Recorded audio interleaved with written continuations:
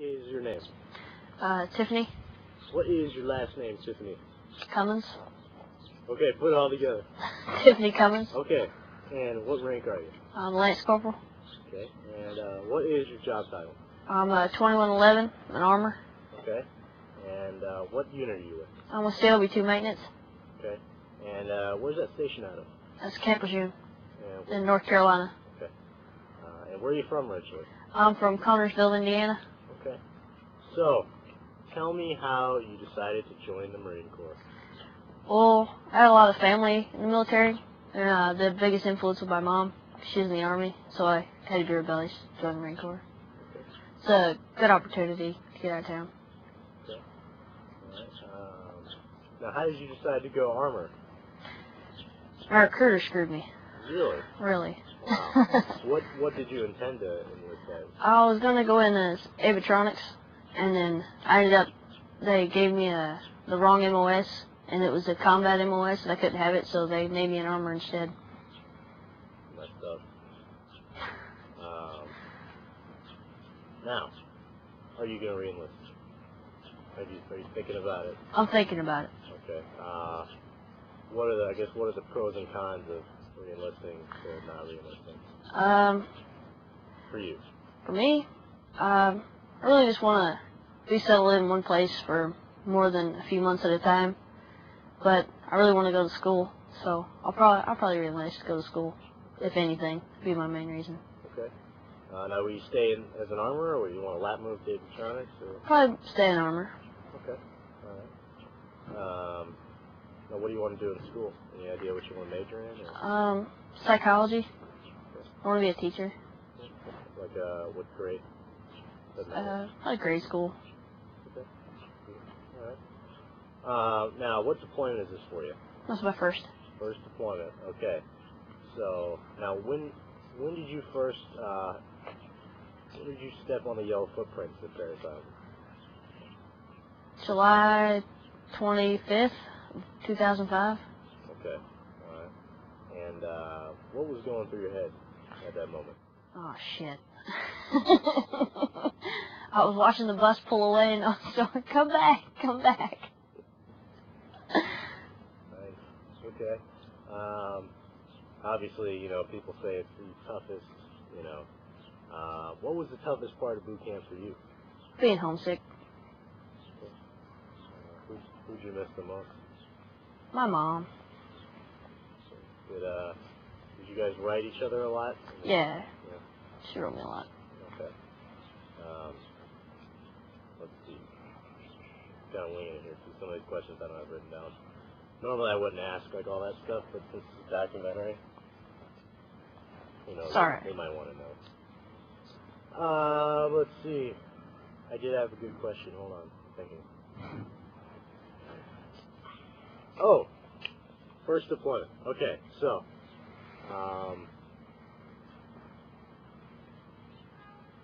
did anybody, obviously your mom was in the Army, so, did she, even though she was in the Army, did she even try and talk you out of it, or? No, she, out of my deployment? Oh, out of Marine Corps? joining. Oh, no, she encouraged it. Okay. What did your mom do in the Army? She was admin. Okay. How long was she in for? 2.5 years, and she had me, and she got out. Okay. So your first deployment, obviously, you know, you've been watching this stuff on TV since, you know, 9/11 happened, which was 01? Yeah. So you've been watching on TV for a while. What was going through your head when you found out that you were going to deploy? Just happy to be deploying and not sitting around in Lejeune. Really? To be able to do my job. You weren't nervous at all, or? No. Okay. So tell me about, give me a play-by-play of your daily life at Al-Assad, which is where you're stationed at, as an armor. Oh, I was there for like a week, and then I got attached to them, so it wasn't a whole lot of time to stay there, but get up in the morning, go to formation so they know everybody's around. You can go to chow or not, and then you go to work. You get off work, you go back. What does an armorer do? Tell me more Fix about weapons.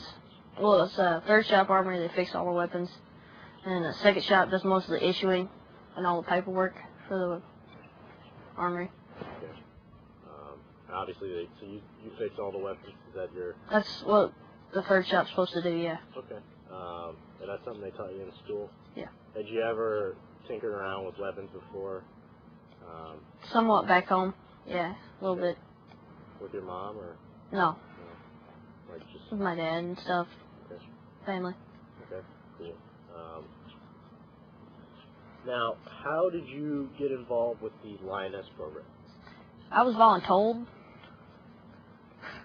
I'd been outside for maybe 2 days, and they told me I was going on it, and then by like the third or fourth day I was in outside, I was getting classes to come over here. And what did you think about that? Because obviously you're already, you just got off the plane, for like a few days, you just got finally settled down after all that. What were you thinking when they told you, hey, getting ready to move again? I just wanted to know what it was. I didn't mind moving, but I just wanted to know what we were doing and stuff like that. Okay. It was all right. Did you want to come outside the wire? Is Yes. that something you wanted to do? Yeah. Okay. And why did you want to come out? Why wouldn't you just rather stay in outside where it's quote safe? It's boring outside. I don't know. I wanted to do something new. Okay. So you've been out here. When did you first get out here to Haditha? A month ago. Okay. And so obviously this is your first day. Has it been what you expected? Is it different? Do you like it more? I like it here better than outside. It's not a whole lot more to do, but there is. You should have to be here, I guess. I don't know. It's kind of hard to explain. Okay. So tell me what you're doing out here exactly. We get up in the morning and we go down to the VCP or the TCP or ECP or whatever, and go down there, and when the females come in, we bring them off to the side and we search them to make sure they don't have any debt cord or suicide vests or that big stream or anything else like that they would be carrying in to make bombs or anything. Okay. Now, obviously, you got some kind of classes on how to search that. You didn't just kind of a little. Okay. Let's see. So give me like another play-by-play. Like as soon as you see a female Iraqi, coming towards you guys to get checked, what happens? Well, there's usually 2 females down there at all times. If there's not, then there's another male there to be point man, and one person will be point man and one won't. And point man stands there and has their weapon at the ready in case something would happen or they were to attack. And then the other one tells them they're going to get searched, and then they make them hold their arms out. They'll hold their arms out for us, and we search them from their head down to their feet, and then we send them on their way. Now, what do you think is the biggest danger about working at the whatever the TCP or whatever? I don't know, it could be suicide bomber, could come running through, but even at that, it's not that big of it. I mean, you have point men sitting there for when people walk up, and if they were to walk up and look suspicious, they would stop them there and then make them lift up their shirt. So if they tried to run, they would get shot anyways. Now, obviously, you've probably heard about one of the first group of lionesses that came through, and Cole Parcell, who was killed during, while she was out here. When you heard about that, what did you think, number one, and number two, did that have any effect on, your thoughts about coming out here?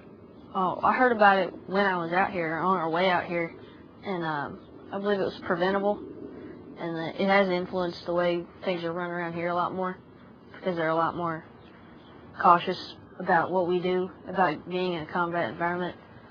So it didn't really influence me at all. I was already out here. So. Now, what would you say? Obviously, there's a lot of people back in the States that are somewhat uncomfortable with, females, outside the wire, doing what you guys are doing, What do you think of that, number one? And number two, what would you say to them? I mean, about how you feel? About how I feel about us going outside the wire? Yeah, you know, a lot of people don't want to see females on the front lines. They think, you know, females, if they're going to be, you know, in war situations, they need to be where it's completely safe, where there's no way anything could happen to them. There's no way to make it completely safe. You're in Iraq. There's no way to be completely safe everywhere you go. And so if you're out here, you might as well do your job and not just sit around and be worthless. You know what I'm saying? You should have the chance to come out and do stuff like this. It's your job anyways. Marines fucking supposed to do that anyways.